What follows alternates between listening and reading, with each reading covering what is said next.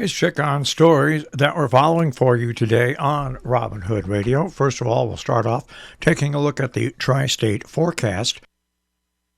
That calls for showers today, temperature in the lower 50s. Tomorrow, partly cloudy, mid-50s. And Friday, we'll have some sun, 40 to 45. We'll take a look at the tri-state forecast. That'll come your way in just a few minutes. Well, yesterday was the first hearing at the state capitol. Dozens of individuals testifying at the State Office of Health Strategy during the hearing regarding Sharon Hospital's certification of need application to shutter its labor and delivery department. Said profits are being put ahead of health care, but hospital officials countered that the step must be taken to ensure the hospital's future. In a session that went from morning to late evening, lawyers for Nuvance Health, owners of Sharon Hospital, and Save Sharon Hospital, the community-based group seeking to maintain maternity services, as well as OHS members, questioned witnesses. Dr. John Murphy, CEO of Nuvance, said, quote, Sharon Hospital is a significant state of financial distress that's existed for some time, end quote. He went on to say it would be tempting to just turn away from the situation, but he believes something has to change. Quote, certification of need are not just about dollars and cents, quote, that's what he said. He went on to say, rather, the key word is need. And in this instance, it's clear that Sharon Hospital's labor and delivery services are critical to ensuring people in the region have a safe and ready, accessible place for their maternity health needs, end quote. Now, during the comment period, one person after another urged the Office of Health Services officials to deny the application. Many shared stories about their individual cases and how they would have faced complications had Sharon Hospital had local obstetricians not been present. Dr. William Schweitzer said he was hired by Sharon OB-GYN a year ago from New York City because he wanted to work in a rural area. Nuvance had offered him a salary guarantee, but then withdrew that guarantee. He said he will stay because the community needs me. If our practice leaves, services will be different to access. But Sharon Hospital employees from several departments strongly spoke in favor of the closure, saying they realized challenges in keeping it open, but are confident it can be done successfully. Finances were a big part of the hearing. Former Nuvance CFO Stephen Rosenberg giving testimony as a consultant. He said the original members of the Sharon Hospital showing gains were incorrect and have been changed to show the correct loss figures. But later on in the section, Victor Jermack, a final expert serving on the Save the Sharon Hospital board, was also questioned by Tucci about his lack of experience. He questioned Tucci as his lack of experience in hospital finances. Chisholm Chandler at Albany Schools emeritus headmaster pleaded for retaining the maternity unit on behalf of local independent schools. By the way, individuals still have 7 days to submit their comments to the Office of Healthcare Services. Well, the Weebatuck $12.5 million funding project was approved last night during the vote. The tax impact will be neutral.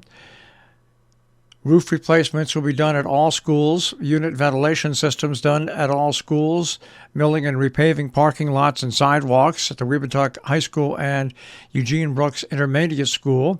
EBIS will also get an age-appropriate playground.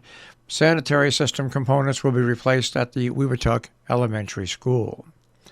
In a story from the Berkshire Eagle, with the Berkshire Flyer train service over for the year, a new pilot program may help South County travelers. The town of Great Barrington sits about 36 miles from an active train station serving New York City. With help from the Massachusetts legislature, travelers from southern Berkshire County may soon have a new way of reaching and closing that gap.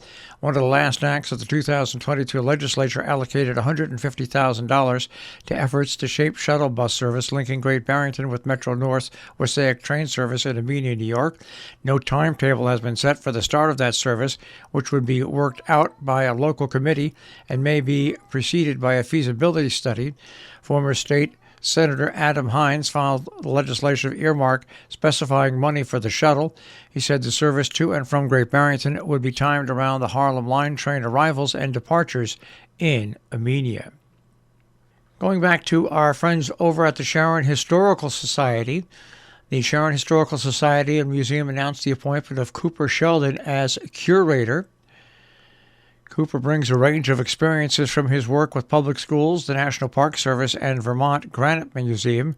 At Sharon Historical Society and Museum, Cooper has already been focusing on community engagement, youth programs, collections care, and a permanent exhibition on the history of Sharon and the iron industry. The Sharon Historical Society and Museum opens Wednesday through Friday from 12 to 4, Saturdays 10 to 2, or by appointment. Contact curator at sharonhist.org for more information. The Daisy Girl Network has honored 4 dairywomen with the DGN Forward Under 40 Plus 4 Award at their recent biennial national conference in Prior Lake, Minnesota. Amanda Freund of East Canaan, Connecticut was one of those 4 that was honored. She was sponsored by Compeer Financial Fund and raised a multi-generation dairy farm, embracing responsibilities and privileges from childhood throughout her adulthood. She served in the Peace Corps in Zambia. Freund is involved with her family's farm market, nursery, and catering operation, in addition to being a principal employee of Cowpots. In other stories we're following for you here on The Breakfast Club on Robin Hood Radio, taking a look at events going on in and around our tri-state region. Today is December 7th. In Sharon, the American Rescue Plan Act has a meeting at 6:30. Coming up tomorrow, the Energy Environment Commission has a meeting at 5, Sewer and Water Commission at 7. Meanwhile, in Salisbury tonight at 5 o'clock, the Salisbury Housing Committee has their annual meeting.